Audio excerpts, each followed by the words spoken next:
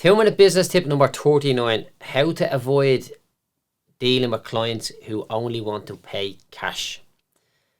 So a client can pay whatever they want and they're under no obligation to actually get a VAT receipt from you or anything like that. But you're under an obligation as the business owner to give them a VAT receipt and to pay the VAT. So when you go to a client and you say the job's £1,000 plus VAT, they're going to want to say to you, oh, can you do it for £1,000 cash? Right? Now, I know I live in the real world and there's people out there that will run their business like that, but it's not really a business and it's never going to get you far.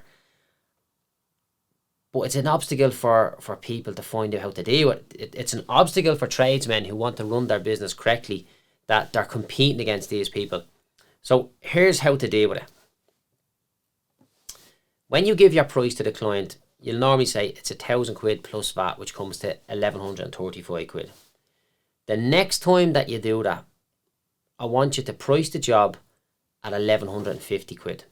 So rather than saying it's 1,000 plus VAT, which is 11,350, I want you to say it's €1,150. The client is going to say to you, well, what's the best you can do for cash? And then I want you to say to them, well, that is a cash price.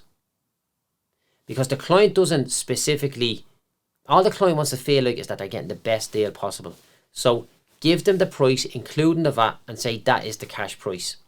And then when it comes down to getting paid, you take the payment and just give them the VAT invoice either way. At that point in time, they're not going to be concerned about what they paid you because the job will be done and they're over the moon. It's just at that initial point where you're looking to win the job, they're trying to drive the price down as much as possible.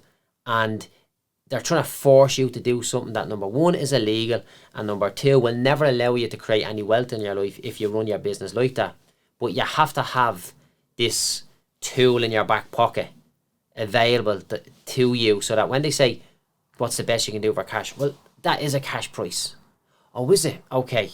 Right, well, sure, we'll go ahead with it.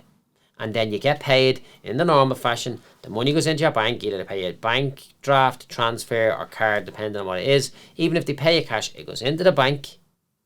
You issue the invoice and you move on to the next job. It's as simple as that.